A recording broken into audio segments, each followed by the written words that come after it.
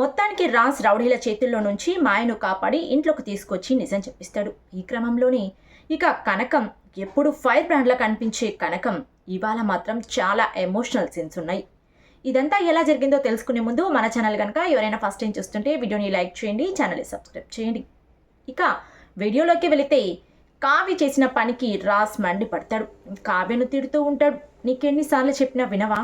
ఎప్పుడు కూడా ఆ మాయదారి మాయ గురించి వెళ్ళి ఇంటిని గొల్ల చేస్తున్నావు, ఇంట్లో ఏదో ఒక సమస్య సృష్టిస్తున్నావు. మా అమ్మ హాస్పిటల్ పాలయ్యేలా చేసావు, మా నాన్న అందరి ముందు నవ్వుల పాలయ్యేలా చేసావు, ఇంకా కూడా ఆపవా? ఇవాళ కళ్యాణ్ని కూడా రచ్చకిగ్గావు అని చడామడ తిడతాడు. కానీ కావ్య మాత్రం ఇవన్నీ ఏవీ పట్టించుకోకుండా రాజ్ను ఆట పట్టిస్తూ ఉంటుంది. ఇలా ఆట పట్టిస్తున్న క్రమంలోనే నిజం చెప్తుంది. నేను ఎందుకు ఇలా చేశాను అనంటే, మాయ నాకు ఒక వీడియో పంపించిందని, అందులో మామయ్య తప్పు ఏమీ లేదని, తన వెనక ఎవరో ఉండి ఇదంతా చేయిస్తున్నారని క్లియర్గా చెప్పింది. మరి అలాంటప్పుడు నేను మామయ్య గురించి నిజం బయట పెట్టకుండా ఎలా ఉంటాను అని కావ్య చెప్తుంది. అప్పుడు రాజ్, మరి ఆ వీడియో చూపించి అందరికీ నిజం చెప్పొచ్చుగా, ఎందుకు ఇదంతా అంటే, ఆ వీడియో నా మొబైల్లో ఉంది, కానీ ఆ రౌడీలు నా మొబైల్ లాక్కెళ్లారు. కానీ సాక్ష్యాధారాలు లేకుండా నిజం చెప్తే ఎవరు నమ్ముతారు? అత్తయ్యను కాపాడడానికి, అత్తయ్యను నమ్మించడానికి ఇదంతా చెప్తున్నానని అందరూ అనుకుంటారు. కాబట్టి ఆ మాయను తీసుకొస్తేనే అందరూ నమ్ముతారు. కాబట్టి మీరు కూడా నాకు హెల్ప్ చేయండి, మన ఇద్దరం కలిసి మాయను వెతుకుతాం, ఆ మాయ ఎలాగైనా దొరుకుతుంది, అప్పుడు ఇంట్లో అందరి నోర్లు మూతపడతాయి అని రాజ్ని కన్విన్స్ చేస్తుంది. అప్పుడు రాజ్ కూడా సరే, ఇదేదో బాగా ఉంది, మా డాడీని కాపాడడానికి, కాబట్టి నేను నీకు హెల్ప్ చేస్తాను, ఎలాగైనా ఆ మాయను తీసుకొద్దామని ఇద్దరు ఒక డీల్ కుదుర్చుకుంటారు. ఈ క్రమంలో వారిద్దరి మధ్య జరిగే సంభాషణ చాలా ఫన్నీగా అనిపిస్తుంది. ఇక అనామిక విషయానికి వస్తే, తాను చేసే తిక్క పనులకు సపోర్ట్ చేసే రుద్రానికి వెళ్ళి థ్యాంక్స్ చెప్తుంది. ఇవేవీ తెలియవు, తన జీవితాన్ని కూల్చేస్తుంది రుద్రాణి అయినా కూడా ఆ తింగరిది ఎవరిని నమ్మకుండా రుద్రాణిని నమ్ముతుంది. ఇక పైగా థ్యాంక్స్ కూడా చెప్తుంది. ఇక రుద్రాణి అలాగే మెల్లగా రెచ్చగొడుతూ ఉంటుంది అనామికను, వాళ్ళిద్దరూ విడిపోవాలని. ఇక రాహుల్ ముందే ఇదంతా జరుగుతుంది. రాహుల్ అంటాడు, మమ్మీ నువ్వు చాలా ముదురు, నిన్నేమో అనుకున్నాను, తనకు మంచి మాటలు చెప్పి ఇదంతా చేస్తున్నావనంటే తను ఏది చెప్పినా రివర్స్లో చేస్తుంది, అందుకే తనతో మంచిగా ఉంటూనే కళ్యాణ్తో గొడవ పెట్టుకోలేలా చేస్తున్నాను, ఎందుకంటే రేపొద్దున తను బయటపడినా తన వెనుక మనం లేమని అందరికీ తెలుస్తుంది, అందుకే ఇదంతా చేస్తున్నాను అని రుద్రాణి రాహుల్తో ఉంటుంది. ఇక అనుకున్నట్టుగానే అనామిక వెళ్ళి కళ్యాణ్తో మాట్లాడడానికి ట్రై చేస్తుంది.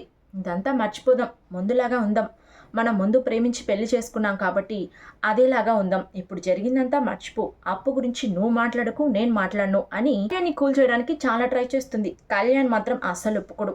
ముందు మీద కారం చల్లినట్టు అంతా చేసి, అంతా మాట్లాడి, అంత గొడవ చేసి ఇప్పుడు మర్చిపోదామనంటే నేనెలా ఉంటాను? అయినా నీ మాటలు నేను నమ్మటం ఎప్పుడో మానేశాను. అయినా నాకు ఒక విషయం అర్థం కావట్లేదు, నేను తప్పు చేయలేదు, అది నాకు తెలుసు. మరి అలాంటప్పుడు నేను రూమ్కి వెళ్ళిన విషయం కూడా ఎవరికి తెలీదు. నేను అప్పు వెళ్ళగానే మా రూమ్ ఎవరు గడియ పెట్టినట్టు, మీడియా రాగానే ఆ గడే ఎవరు తీసినట్టు, సరిగ్గా అదే టైంకి మీరంతా అదే రూమ్ దగ్గరికి ఎలా వచ్చారు? ఇదంతా ఎవరో నన్ను అప్పును ఇరికించడానికే చేశారు.